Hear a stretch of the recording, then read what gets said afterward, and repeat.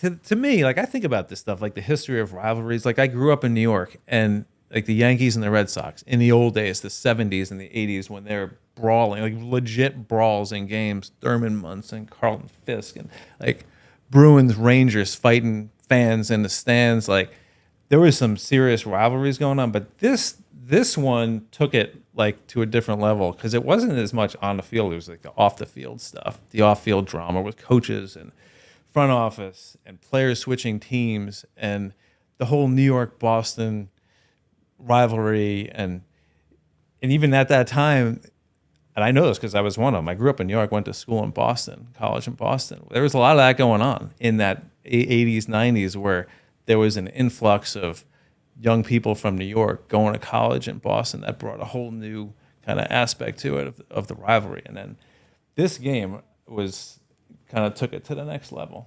It's like I was trying to think of like how to equate it to a modern sort of rivalry, and you just can't, like with the coaching changes, the players changes, the back and forth. Like be like Andy Reid going to the Raiders. It's just like I can't. Right. Yeah. And Literally. it being messy on his way out of the Chiefs. Yeah. And then the best player, then Mahomes having, I mean, just a quick little, this is one thing with Curtis Martin, who's on the Patriots. It's like had 3 years or 2 or 3 years, good player, very productive player, had some injuries. There was a contract aspect going on. Were the Patriots going to sign him? Were they not going to sign him? So Parcells loved Curtis Martin from his time at the Patriots. So he signs Curtis. He was a restricted free agent. He signs him to an offer sheet to come to the Jets. Okay. In this offer sheet, it says that Curtis Martin has to be the highest paid player on a team. Can't do this now. And the Patriots couldn't match that because Bledsoe was there, and he was, the Patriots didn't have an established quarterback. It was Neil O'Donnell, from the old regime. It was Glenn Foley, Boston College. Let's go BC, baby. BC. So they could do that. That's also one of the many rules that have come up probably out of this rivalry as well, is that poison pill in the contract. You can't do that anymore. So Curtis Martin ended up going to the Jets, having a Hall of Fame career. Jesus. That's just one thing. I mean, this game that we're covering is his highest rushing yard. 199. 199, a touchdown. Right. I think he had like 7 carries on the game-winning drive in overtime. Yeah, it was all and this game, like the Patriots had a really good team. And I'll give you one more. Who's on the sideline in this game for the Patriots? Pete Carroll's the head coach. Turned out to be that was a good hire then, and he's, national championship at college, Super Bowl in the end. So a great coach who a few years before, head coach of the Jets for 1 year. They fired him after 1 year. So Pete Carroll was a head coach of the Jets. Yeah. People don't really talk about that as much in this game, but there's another one. So I'd love because I didn't realize that you were in the Jets organization before Parcells came in. Yeah. What was the vibe, the buzz? What was going on from the Jets' perspective when Parcells started the rumblings of potentially joining the Jets while he was under contract with the Patriots? From what I recall, it was if you can get Parcells, you get Parcells. Now remember, the team is 4-28. So if it wasn't Parcells, it could have been somebody else coming in, as a new head coach anyway. But if you get Parcells, you had instant credibility right away. And whatever he wants, he gets, and he's going to do, and you're going to get better. Team was in the AFC Championship game the next year, 12-4 season. But yeah, that game, the Patriots were good. The Jets were not good. So the pressure was all on the Patriots. You got to win this game. You can't let this guy leave the way he left and come back. Week 3, national TV, Patriots are 2-0 and win. Like that would have been disastrous. So the Patriots had to win that game and barely did. They were the better team, but took a lot of body blows on the way. It's like Rocky 1. Rocky won. Rocky won.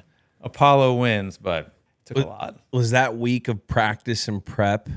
How was that week? In New York, it wasn't nearly what it was. I think up here because all the information was there, like newspaper and on the radio, like that was it. You could tell like up here it meant everything. Down there it was like the team's just kind of getting started here. Yeah. Try not to piss him off. I personally, because I was into this stuff, like I wanted to win it for him because I knew it was a big deal for that. But within the team, I think they could sense it, once the buses are getting pelted. Like the Jets buses didn't get pelted very much at 1-15. Like 1-15 buses don't get pelted. 9-7, you're getting pelted though 9-7 this year. this year. Big, what a turn! I mean, incredible turnaround in 1 year. Go to 1-15 to 9-7 is just nuts. Yeah, and then right on the 12-4. edge, like right on the edge of the playoffs. Also, something that kind of gets lost here a little bit because there's a couple times with coaching intrigue back and forth between the Jets and the Patriots is during this time here, Coach Belichick was named head coach for like 6 days. Right. And Coach Parcells was coaching consultant. So even that was, during those times, the policies and the rule, like it was a lot different than it is now. There were a lot of loopholes or gray areas, and they were operated in. But even that one was too far, and the league stepped in and had to broker a deal. They couldn't just let him be there as a consultant.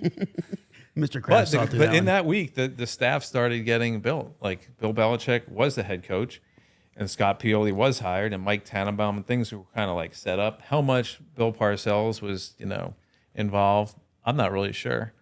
But the fact that Scott Pioli was brought in and he was a Bill Belichick guy means that Bill Belichick was making some decisions. Scott didn't have any connection to Parcells. Who brought in Charlie?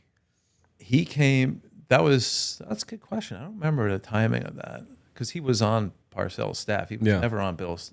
They were friends and they were close. It was probably Parcells. Yeah. Yeah. A little bit of the Patriots dynasty brain trust inner circle was developed on this Jets team. Can you speak a little bit to that? You mentioned Pioli, Mangini, yourself. Can you just talk about how that kind of happened in New York?